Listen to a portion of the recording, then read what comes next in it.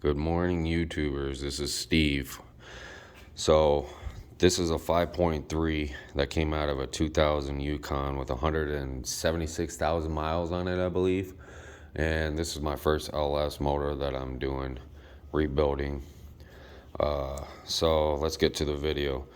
I'm actually really impressed with this block and how clean it is for having 176,000 miles on it.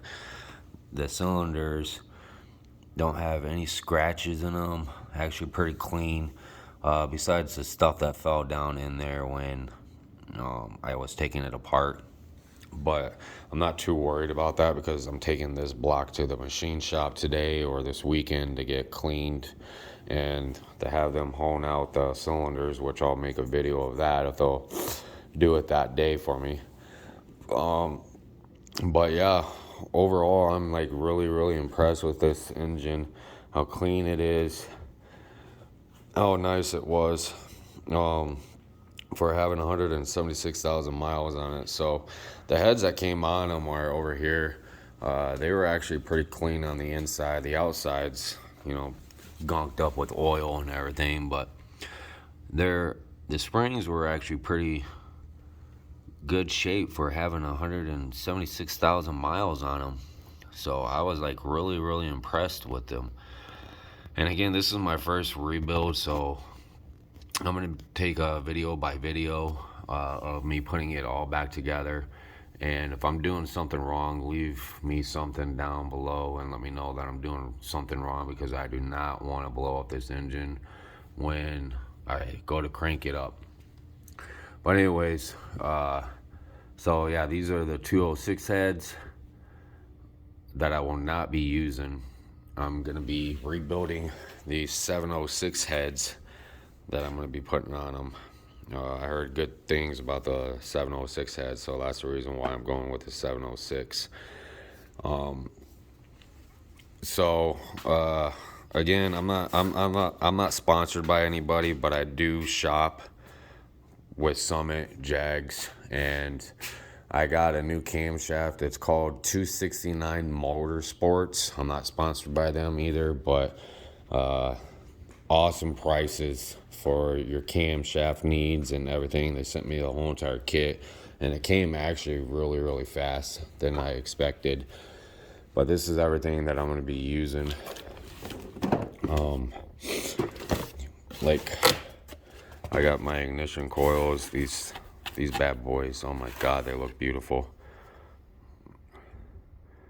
These I ordered on Amazon, but I like the black and red.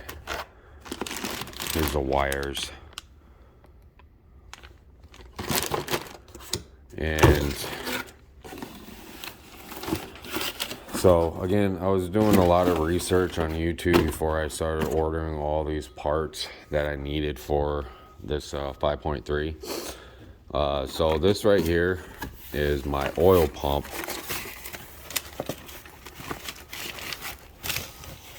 And if you're going to be doing what I'm doing, you need high volume, not high pressure, high volume oil pump. So that way all that oil is like going through real quick and add a lot of oil. So this is what I ordered from 206 Motorsports. It came as a kit. Let me put this aside. So here's my camshaft that I'm going to be using. Sorry if the video is all over the place. So let me turn this bad boy around.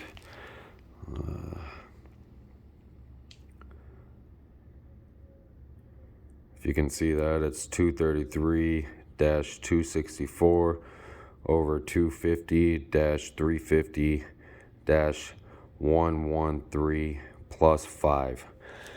Now, the reason why I went with this cam is because, again, I was doing a lot of research on YouTube and just watching everybody's videos before I started ordering everything. And I was watching this video. It's called The Big Bang Theory on 5.3s. This guy, he goes to the junkyards and he's awesome.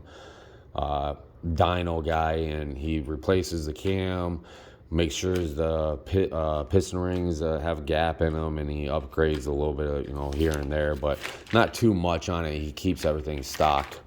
But this is the biggest cam that he put in the 5.3 that will fit.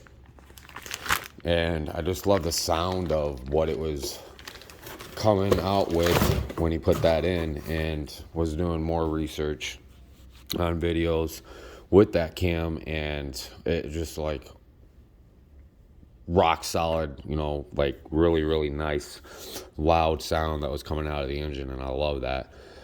So when I ordered this kit, it came with the push rods, which, let's see if it'll focus in. There we go. Push rods and the springs, which are titanium. I upgraded those, and it's double, which I like. That's what came with the kit, and it was at a decent price at like $787 for all that. And like I said, it was from 269 Motorsports. I'm not sponsored by them, but I'm giving them a shout out because their shipping was fast, and I actually called them, and they walked me through everything, and led me through the right direction. But anyways, let's get back to what else I ordered. So when I ordered this cam, I didn't realize that it was a 1 bolt, and I was shopping around online trying to find the 1 bolt timing chain for the 5.3 plus the cam that will go on with this cam. And I went to AutoZone, they didn't have it. I went to O'Reilly's, they didn't have it. And I was like getting worried because I couldn't find it anywhere. And so I did a little bit more research, and I went down to Advance Auto Part, which they had this cam in stock with the chain, with everything that you need. And the good thing about this is it matches up to the old timing. All the teeth are the same. I believe this is a 48 count, but everything matches up, so I was real happy about that. So there's the timing chain for it. I already showed you the oil pump.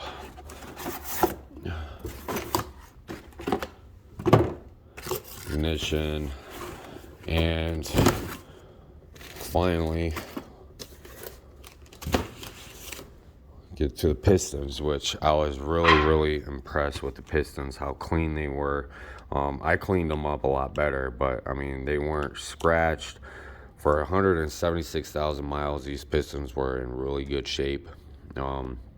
So my next video will be of me showing you the block coming back from the machine shop, and then I'm going to start installing the crankshaft, which is over here. I'm going to take that to the machine shop today or this weekend, which I was really impressed with the crankshaft too, because it was really clean, but also the balancers were dirty, so I'm going to have them clean that all up. But no scratches. Everything was awesome on this engine.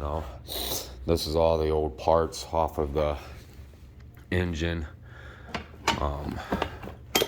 So everything was in like really good shape. And here's the main bearings, which these were like actually really in good condition. Just a little bit dirty, but not all scratched up.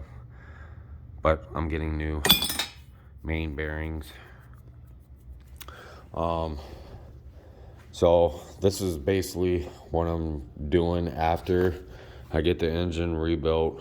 I'm putting 1-ton axles on that bad boy. So this engine is going in that truck. It's a 1987 Blazer K5. So I'm taking the axles, the 1-ton axles, and putting them on that. And then I went with the 4L80 transmission because I heard it was actually pretty good. It can handle up to 800 horsepower, and I'm hoping after I'm done with this engine, I'll get at least 6, maybe 7. I don't know until I take it down to the dyno. Kodiak trucks, they told me they get the 205 transfer case. I don't know if I'm going to use the 205 transfer case. I might just keep this bad boy, because where I got this transmission from, the guy said that, I forgot his name, but he's a top builder out here where I live at, and he built this transmission like a freaking tank. So I'm hoping the transfer case will be the same, so I don't know until I actually take it down and have them rip it apart and see how it looks on the inside. I might just keep the transfer case that's on there already, but this is going to be a slow project, rebuilding it. I'm going to take day by day, and I'm just going to shoot a video of, you know, me putting everything all back together, you know, putting the pistons in, crankshaft, every single bolt back into where it needs to go. And again, this is a 2000 Yukon 4x4. And the reason why I went with the 2000 is because I heard from 2000 and 2005 are iron blocks. So those are like solid blocks instead of aluminum. I know aluminum is lighter than the iron, but I just wanted something that's going to be solid, that's going to be handling the horsepower and all the stuff that I'm going to be putting on this engine. So if I'm doing something wrong that you guys see that I'm doing wrong on this engine when I'm putting it back together, please leave a comment down below. Let me know, hey, but that's not what you're doing. You got to do it this way or do it that way. That'll be awesome. I can use all the help that I can need for this bad boy, because again, I don't want to put it all together and, you know, go to crank it over and it freaking blows on me. So any help that I can get will be well appreciated, and thank you. See you in the next video.